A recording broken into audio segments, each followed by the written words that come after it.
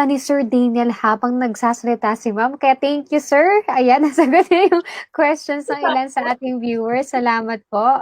Ayan. Ang mga tanong po nila ay, syempre, pagdating po dun sa, ito po, ma'am, paano daw po ang education ng kids free po ba? Ay, nasagot niyo naman po ito. Ano daw po yung in-demand na job market sa Australia? So, para po dun sa mga kakatune in lang sa atin, pwede niyo po ba banggitin ulit? Ano po ba yung mga trabahong in na in dyan sa Australia ngayon? Engineering is very, very good in Australia kasi ang daming development talaga. So my husband is in the construction industry. So I can really tell you na ang daming projects, ang daming ongoing projects around Australia. Maraming mga improvements, yung mga old buildings, they're demolishing it and building bigger and more new buildings. Plus medical industry. Usually those two are really the even accountant then okay then, pero mostly on the engineering in terms of pay as well, they're really good in the medical field. Nursing, I think it's still good. Okay. Ay, may tanong dito kasi may tanong dito isang viewer, sabi niya, kung PR ka na ba dyan sa Australia, pwede mo bang madala ang iyong mga parents? Kasi di ba ngayon kasi kasama nyo is your children. So how about yung parents po? Paano yung posibilidad nun? May mga qualifications sila in terms of parents. Kailangan at least 50% of the kids are living in Australia. So say kung nag-iisang anak ka, yes, by all means you can take your moms. Pero kung dalawa kayo at nandito ka na rin, yung mother mo is pwede. Pero kung tatlo kayo, at least dalawa kayo dapat sa Australia before you can really sponsor them. But they can invite their parents. May mga visa naman na longer term. Like visit visa, but it's on a longer term. Like they will be allowed to stay in Australia for 3 to 5 years and you just have to pay the What? fee. Tourist visa lang yun? 3 to 5 years? Wow. Bago okay, yung parents visa. And then they can help out with the as well. Okay, that's nice. Okay. So partner, ito may tanong-tanong. Isingit ko lang to bago natin basahin pa ilang mga tanong ng mga kababayan natin sa Facebook Live. Kasi ngayong panahon ng COVID, okay, can you tell us po, ano yung mga benefits na natanggap nyo or support na binigay ng Australian government sa inyo? Or ayuda? Po ba? Yes. Oh, we are very lucky here in Australia. Wala kaming na-receive personally sa amin because for some reason na-qualified yung income namin. But Australia releases yung mga anong tawag niyo? Job seeker allowances. Job seeker allowances. Alam mo yung mga naka-standby na hindi, lalo na yung mga ibang services na in-stop ng Australia for the business, in-stop ng Australia yung business. So Australia is paying them $750 every fortnight. So that's $1,000 per month. So wala silang trabaho, wala silang ginagawa, but the government is paying them salary. Okay, that's good. Nice. So in terms of Australia, hindi ka I don't know, I feel safe. And secure sa government kasi lagi kang may support talaga. Well, that's actually good news, ma'am, no? Para lang sa mga viewers namin. Kasi especially, di ba ngayon kasi nagwo-worry kasi yung ilang mga clients namin from the visa center kasi iniisip nila na teka lang, parang COVID naman, ganito, ganyan. So, hino-hold muna nila yung plan nila. So, ito nga, as per our discussion kanina, if you can start the application now, syempre mas maganda pa rin ang naghihintay na na sitwasyon na aabutan ng mga kababayan natin dyan sa Australia because of a very good benefit and the concern na binibigay ng Australian government sa lahat ng mga tao na nasa Australia, not only just their locals. So napag-isip-isip ko, bakit kaya Australia na lang din puntahan ko, hindi Canada? Are here, you have the same rights. Ang hindi mo lang ma-exercise kapag PR ka. Actually, kami citizen na dito. So, after 4 years, you can apply for citizenship. So, ang difference lang niya ng PR, pag PR ka, you are exactly all the rights and benefits ng citizen dito, you are enjoying other than voting. Okay. Pero everything, all the benefits na nare-receive nila, you will be receiving as well as a permanent resident from day one na nag-arrive ka in Australia. Okay. Ayun. At alam nyo ba, partner, Ma'am Salie, kung hindi po ka nagkakamali, na-mention nyo po kanina na every year halos nagbabago yung immigration policies nila. At katunayan, pinag-uusapan din siya ngayon sa Australia. Sabi nga nila, malaking bagay yung mga immigrants para makarecover sila dito sa pandemic na to. So para sa viewers natin, this is the best time for you to apply kasi especially with the ongoing crisis, medyo maluwag sila pagdating sa documentation kasi they understand na maraming closed na agencies. So mas ma-highlight mo din yung profile mo at the same time. Tama ba, ma'am? So, at saka nabanggit nga ni ma'am, maganda yung mga benefits na na-experience ng mga permanent residents doon. And don't worry, as well, hindi kami masyadong affected ng COVID-19. So I think we are really looking at maximum siguro a month's time to be back to normal. So hindi lang siya full on na mga major gatherings and all, but the company will start going back to operation soon. So and hindi rin naman stop ang processing ng Australia. They are still processing. And at the same time, pag na-approve ka naman ngayon, you don't have to immediately enter Australia. You will have at least 6 months entry date. Ang isa pa kasing siguro to encourage those people na nagdadalawang isip to apply in Australia. You don't have to decide to straight away go to Australia. Assuming ma-approve ka, first you have 6 months to enter to validate your visa. Once you validate your visa, you don't immediately have to be in Australia after you validate it. You will have a certain period. Kailangan na makapasok ka lang ulit na Australia before your visa expires. So say you have 5 years to decide to come to Australia, but at least you have the visa. Alam mo yun, so yung security lang na meron ka ng visa to Australia, validate your visa, and you will still have enough time before you enter. Kumbaga importante, ready na. Right? As ready na kasi as I told you, every July nire-review nila ang mga migration policies. So it's good if you can secure your spot in Australia, do it now. Ayun. At syempre, partner, meron tayong tanong dito kasi na-mention natin kanina yung na-in-demand yung engineering industry, di ba? Yung mga trabaho sa engineering industry. May tanong dito, what if civil engineer with 1 year experience only, may chance po ba? At para sagutin yan, syempre, partner, ipasok natin ang ating migration consultant. Ayan, ipasok natin education migration consultant natin, Miss Christine. Ayan. The Golf Queen. Hi, Miss Christine. Hello po. Ayun. Ayan. So, ano pong may i-recommend natin dito sa tanong ni Jane Rivera? Hi, Ma'am Jane. If ever we need to check po muna yung mga background nyo. If ever naman po na civil engineer kayo for 1 year experience, pwede naman po yun. At least may mga programs naman po. And then, okay lang po. At as long as ongoing pa din naman yung work nyo as a civil engineer, pwede pa din po tayo mag-apply for a permanent residency. Yeah. And of course, i-confirm natin na yung 1 year experience is qualified na siya to actually apply. So, yun importante no? At least nakapag 1 year. As long as ongoing po yung work niya. Kasi 3 years po yung kinukuha ni Australia, pero kailangan po, okay lang po yun, kung makapag-start na siya ng application, as long as ongoing yung civil engineer niya, okay lang po yun. Makakapag-apply pa din po siya. Ayan, so parang same question yan with one viewer natin kanina, siya naman 10 years naman yung experience niya. So sure na yun. Tama. At syempre, partner, meron din tayong kasama pang isa. Yan, si Miss Dayan. Miss Dayan, kamusta ka dyan? Yes po. Hello po. Yes po. Okay naman po. Ayan, may tanong po dito. For single person, what are the chances working in aviation or airlines market? Ayan, kaya tanong niya ni Sir Joe Sarcano. Ayan kay Mr. Joe Sarceno. Hello po.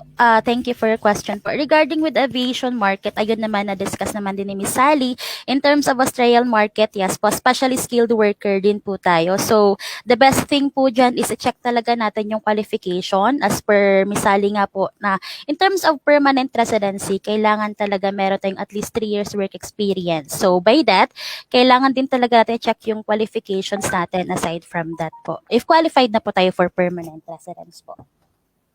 Ayan. At syempre, ayan, may mga nagtatanong din, paano naman po yung logistics position sa Australia? Tanong ni Sir Jerwin Pasaol. Miss Christine? Hi Sir Jerwin, thank you po. Bali po, i-check pa din po natin kung magiging eligible kayo. And then we have programs din naman po if ever man na hindi pa tayo eligible sa isang program. We have other programs din po as long as we need to check po talaga kung saan tayo magiging eligible para yun po yung ipapasok natin program papuntang Australia. Ayan. Okay, so ito, ulitin lang natin. I have to, kailangan ko i-diin ito. Okay, yung mga engineer natin kanina, we mentioned, no? So talagang 1 year of experience is already qualified para po ma-process ang tawag nito ang inyong PR. But of course, what Miss Christine, our golf queen, what trying to say is of course, the longer your experience, syempre mas magsa-shine ang inyong mga visa application. Di ba, Christine? Yes po. As long as ongoing pa din naman yung work experience nila, mas okay din po yun. Okay.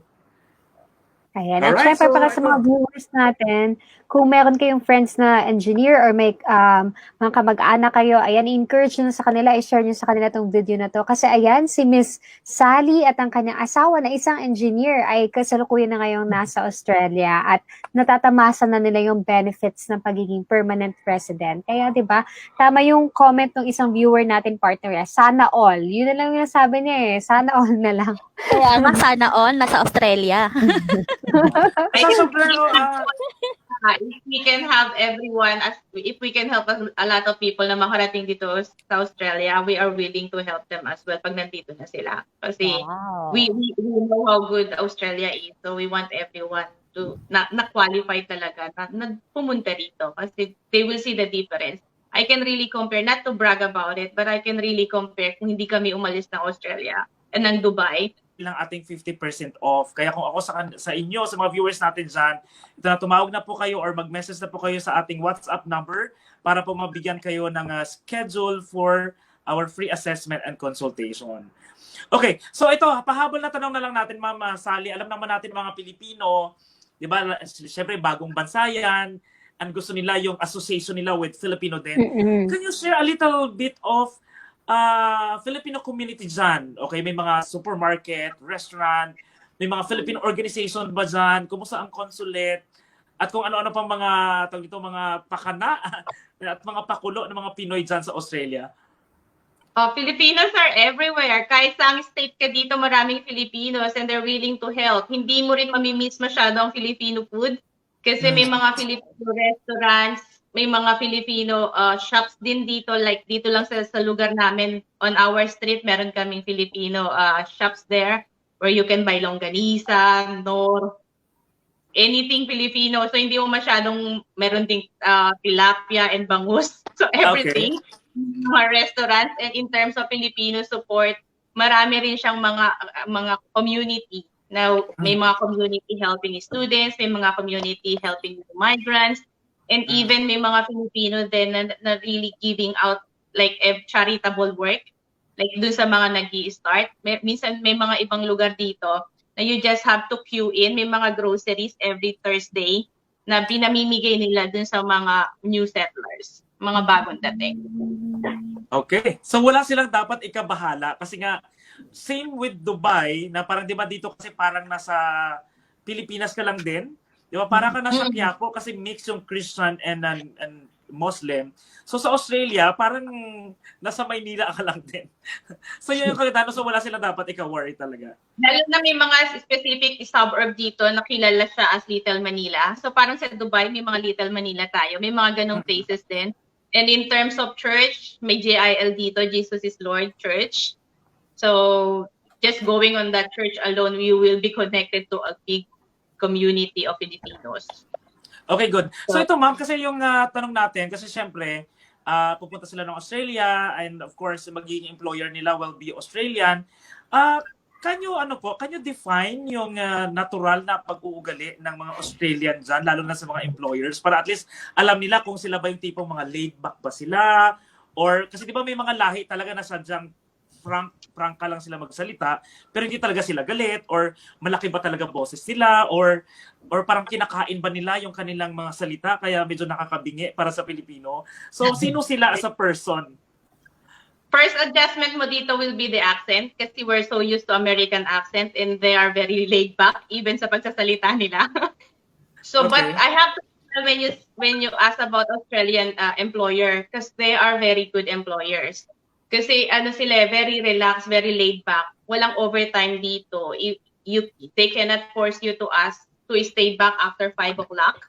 Kasi once the 5 o'clock, lahat uwian na. They cannot even ask you to stay. And they will not ask you to stay. If it is 5 o'clock, they will ask you to go home.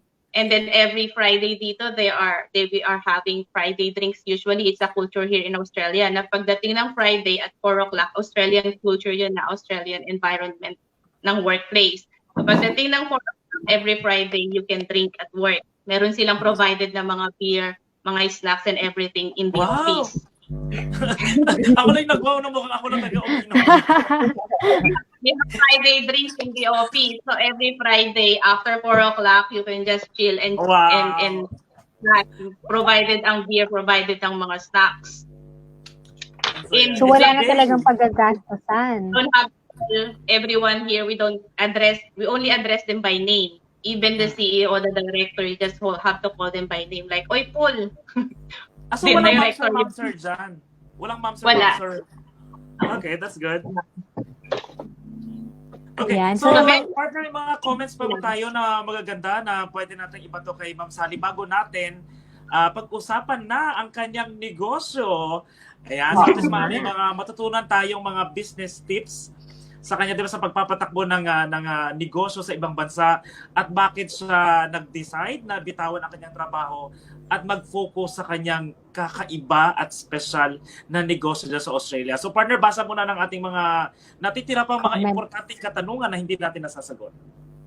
O nga, so bago natin talakayin yung business ni Ma'am, ayan, isingit natin yung mga questions ng ating viewers. Meron tayong galing kay Jen Poy. Sabi niya, how about po business administration's graduate? In demand po ba? Ayan. Baka pwede na masagot ng ating Gulf Queen, Miss Christine. Hello po. I love yes. that, Gulf Queen. Okay. Yes po, Sir Jen Poy. I-check pa din po natin kung magiging eligible kayo sa amin, and then going to Australia, New Zealand, or Canada po, we need just to check po kung eligible po kayo. So if ever po we are having a free consultation naman po, you can book your assessment po so that we can check po. Oo. Okay, so linawin natin yun, no, sa mga viewers natin, yung ini-explain po ng ating mga education and immigration consultant is that yung qualification po kasi comes with not only just with their job experience. Kasi po kasama po dito yung factors like yung age nyo, yung education, at kung ano-ano pa. So kaya nga po hindi namin siya nasasagot ng direkta. Pero, yung nga sabi naman kanina ni Miss Salie na medyo in demand naman ng mga Pilipino doon at marami namang jobs na naghihintay para sa atin. So siguro ang payo na lang talaga natin sa mga viewers natin dyan, especially yung mga professionals or mga skilled, is to really avail our free digital assessment and consultation. So nasa screen po natin, tumatakbo po sa baba ang ating contact number, or you can just message us dito po sa aming Facebook page. And or if you wanted to listen pa and see other approved visa applicants na meron tayo, visit po nila ang ating website www.visacenter.ae. Okay. Ayan. At syempre yung mga tanong actually na sumunod, kapareho din nung question na sinagot ni Miss Christine. Meron dito nagtanong paano po mag-apply kung factory worker. Meron din nagtatrabaho sa salon. Meron din tayo tinatanong niya kung anong offer sa nurses. Paano daw kung hindi engineer, kung senior HR officer, pwede din bang mag-apply? Ayan, iba-ibang mga trabaho to, no? Architect, teacher, ayan, may mga nagtatanong. Miss Dayan, ano po ang masasabi natin dun sa mga nagtatanong based sa kanilang field? Ayun po, based po sa, ayun nga, may iba-iba po kasi tayong work experience. And then, ayun po, doon talaga pumapasok yung ating one-on-one consultation po. So, avail a free digital consultation. Kasi nga po, ito-check natin yung education background nyo, and yung work experience nyo. Kasi, hindi lang talaga nagmamatter po kung ano yung natapos mo, ano yung work experience mo regarding with that. But then again, marami po tayong options in terms of that. Lahat po ng programs, meron pa tayong assistance for student visa, permanent residence, Australia, Canada, and New Zealand. So much better po talaga na ma-check natin yan and ma-consult natin po yung case-to-case basis po natin. So So nasa screen naman po yung ating numbers. So please do call or WhatsApp na lang po to avail our free digital consultation po. Because we Ayun. need At to check syempre, ayan, we need to check din yes, po Miss kasi yung Christine? job and duties po nung mismong client, because it will depend pa din sa job and duties nila. So may mga circumstances po na kailangan naming ipa-check kung nagagawa ba nila yon. Ayan, kasi Okay. sa Australia, gaya nga din ng na-mention ni Miss Salie, hindi sila nakabase sa title na meron ka. Nakabase sila sa kung gaano ka competent or sa skill nakabase. So, maganda talaga na makapagpa-assess kayo, makita ano ba yung mga kaya mong gawin, di ba? Ano yung mga pwedeng i-highlight na mas madaling a-approve yung inyong application. So, ayan na, partner. Okay, good. Okay, last na tanong ko na lang kay kay Mama Salie, kasi nga parang hindi ko siya pwedeng hindi itanong talaga. Kanina kasi yung mention yung kagandahan ng pag-apply ng trabaho diyan is hindi mo kailangan maglagay ng picture, hindi mo kailangan i-declare ang age mo. So walang discrimination. Pero question, how important is the educational status or yung educational experience or not experience yung napagtapos or na kailangan ba college graduate talagang hinahanap dyan ng mga employer? Yung mga ganon, how important is that po sa employment process? They focus more on experience rather than educational background. Sabi ko nga dito is very, bibigyan ka talaga nila ng break even if you don't have the, say, doctoral. Sa atin kasi, di ba, very particular tayo sa degree. We have to focus yun sa mga qualification natin to assess them kung qualify ba sila for promotion or something like that. Dito is hindi. They focus more on your capacity and your experience. So kapag ka nga at first, titingnan siguro nila is yung background mo. But once you already have the experience, they don't even look kung saan ka nag-graduate. They will focus more on your experience and what you can do based on the interview. Okay. Okay, so I think medyo naibato na natin yung mga question na dapat natin itanong kay Ma'am Salie. So maraming salamat talaga, Ma'am. Malaking malaking tulong lalo na sa mga viewers natin na medyo nag-aalangan pa talaga, iniisip pa nila una yung discrimination, yun yung unang complaint ng ilang mga kababayan talaga natin, plus mataas ang cost of living at kung ano-ano pa. So thank you so much for clearing everything to us tonight. So, ito, if you guys, sa mga viewers natin, kung may mga tanong pa po kayo, yan, feel free pa rin po to write down in the comment box below kasi maaari naman po natin i-send yan kay Miss Salie para tulungan tayo na ma-clarify yung mga questions na hindi po namin personally na experience kasama po ng ating mga education and immigration consultants. Okay, so ngayon pag-usapan natin muna ang business partner. Ito na, so Ma'am Salie. Okay. So, yes, kailan naman po nagsimula ang inyong business? Before we move to business, if I could add dun sa mga viewers natin, just a piece of advice as well. Kasi I know that the cost of migration would be a bit expensive and to add as a consultant service would be on top of it. So yung iba, they're trying to save and do it their own. Don't try to do it your own. Hire a professional. It's not easy. Very complicated ang process ng Australia.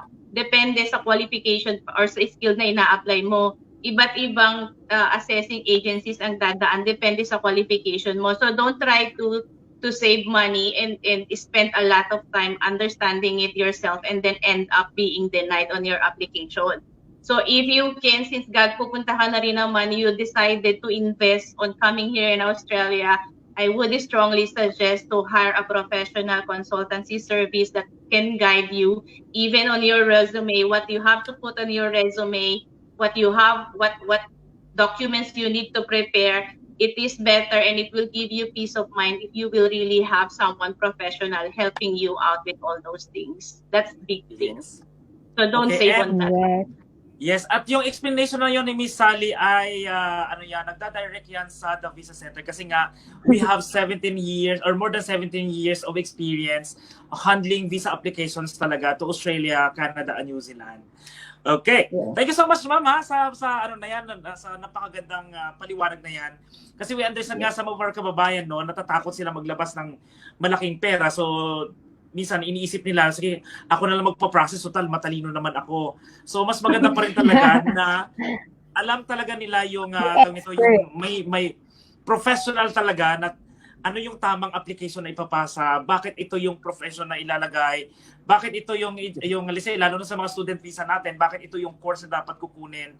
So, mas mabuti na yung maglabas ka ng extra payment, okay, to pay for these Worth it professionals. naman.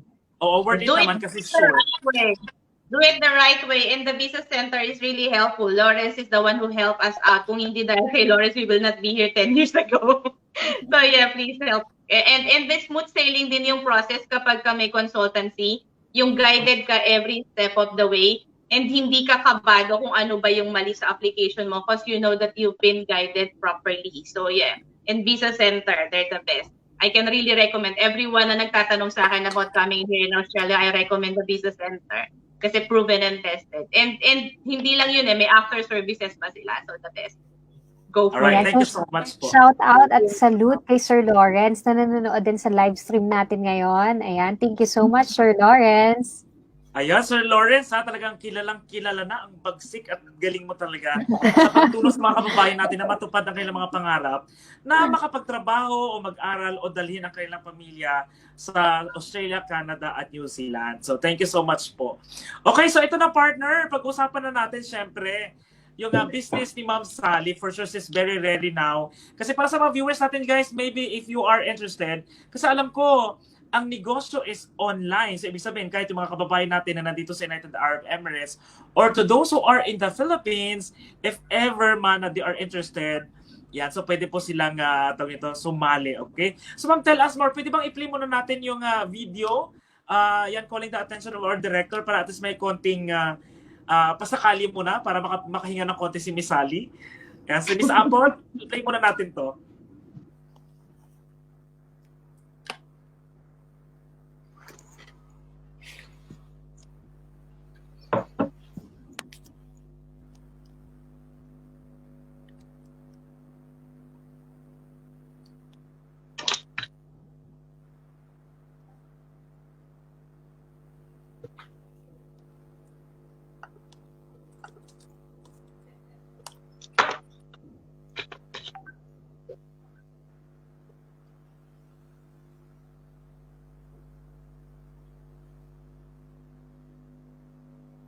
Okay, so yun nakikita natin dyan guys, so, sa mga viewers po natin, yung yung advertisement ng business na meron ang ating kabayan sa Australia. So sinasabi nga dito na you can still enjoy ang iyong buhay na habang kumikita ka. So Ma'am Rosalie o Ma'am Salie, tell us more about this, yung more detailed talaga of the business na meron po kayo dyan sa Australia.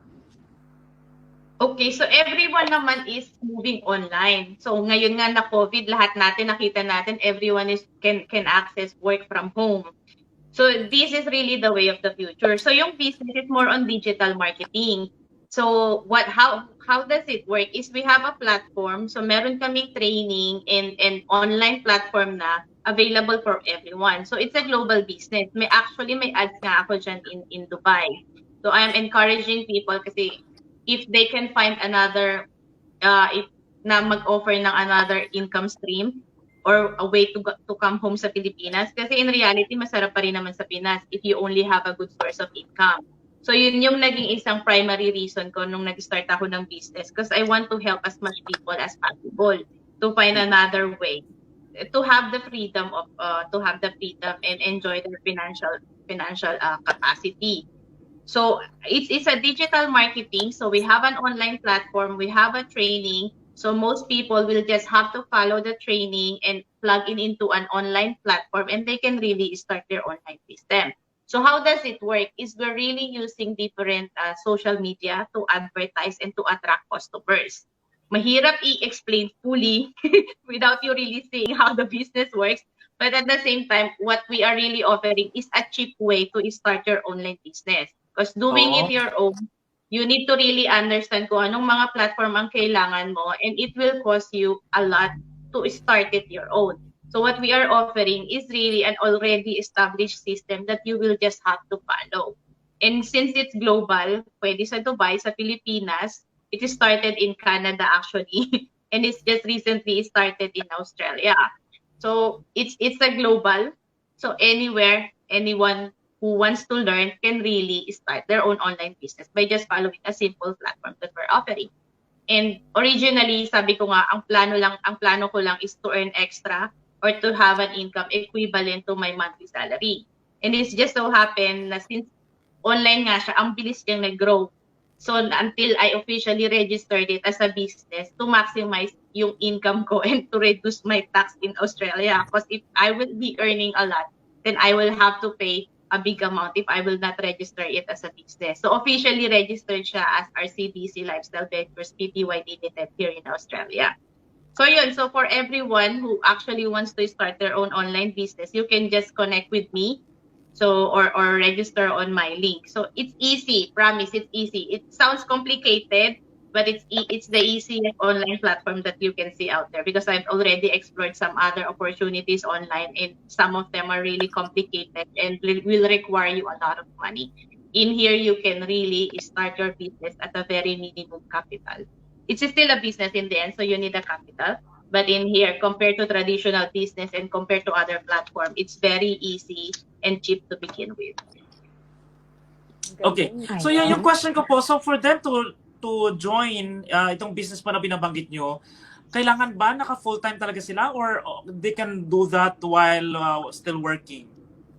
They can do that while still working. I started the business nung nag-work pa ako ng full-time. So, once you start your business, once you establish, it's mostly automated kasi sa system. So once you build your system, automatic na siya lahat ng most ng process. So in a day, I usually spend one hour lang and then let the system do the work because you will learn how to advertise. So once you have a proper advertisement, you will let the system do its work after. So parang habang yung ads mo is running on different times, so you are already sleeping on wherever you are. So maganda siya kasi yung limitation mo lang will be your own budget ng ads. Pero you can advertise to different countries and let your advertisement do the work for you. And you attract leads using that. So it's digital marketing using different social media to attract customers and leads. Okay. Wow. At ang advantage pa partner nung business ni ma'am, online siya, so hindi siya ganun ka-apektado nitong pandemic, di ba? So it's very nice kasi parang naka-align lahat ng stars para kay ma'am no? Una, napunta sila sa Australia, tapos ang ganda pa ng benefit kasi lahat ng permanent residents, once na nasa Australia ka na, libre mag-start ng business, kaya nang na-mention ni ma'am kanina. At ngayon, yung business niya pa, napakaganda ng strategy kasi online nga, digital. So yeah, basta may internet ka, may phone, may laptop, you will be on. And it's good kasi attraction marketing siya. So parang, alam mo yung mga vlogger dyan. So you can really earn using those vlogs. So while you're enjoying and really, ang main target ko nga sa next mga YouTube ko is to create vlogs about lifestyle here in Australia, which I can share din sa team nyo kasi I will be exploring different parts of Australia and show it to people to encourage them more to visit. Yeah, that's good. Kasi we just moved back to Sydney. We were in Coffs Harbour kasi yung husband ko nga is a civil engineer. So we moved project to project. So yung last project namin is in Coffs Harbour, which is a beach area. So it's a vacation area, pero mostly beach. So malayo kami sa Sydney. Now that we're back in Sydney, ang main target namin is to really explore and show the beauty of Sydney. Kasi ang ganda ng Sydney. So many beautiful places that you can visit. And I will showcase that doon sa mga videos ko which I can share to your team. Ayun. Okay, ganito na lang sa mga maring viewers natin na interested na sumabay sa inyong business. Paano po nila kayo makokontak or ano po yung website nyo para po mag-visit nila at makapag-message sila sa inyo? Yes, thank you so much for promoting me on this page. So you can connect with me by visiting my page. So my page is RCDC Adventures. So you can just find it on Facebook. Or you can visit my website. My website is www.rcdclifestyle.com. And then there's a form that you can just fill out your name and your email address. So once you register, you will receive the information as to how you can really start your own online business. Or you can always send me a message through my business page. Ayun, okay. Ayan, so para sa mga viewers natin dyan, ayun, pwede nyo na pong i-take note po ang website and of course ang Facebook page ni Ma'am Salie para po ma-discover nyo kung gaano kaganda yung online business na ito. So ito nga, sinasabi niya na ginaguarantee niya, hindi niyo naman kailangan umalis sa inyong mga trabaho. So you can do it as an additional inflows. Yan, lalo na kung yung mga viewers natin medyo kinakapos ang sahod. Diba? So perfect yan kasi nga mukhang dahil sa sitwasyon natin, mukhang ano talaga, dinadala talaga tayo ito, a digital era na talaga. Lahat ng nature ng business nasa digital na. Okay? So, ayun partner, may mga follow-up question ka pa ba? Ayan. Partner, gusto ko lang sabihin na napaka-inspiring, no, ng shinare ni Miss Salie. Salamat po sa pag-join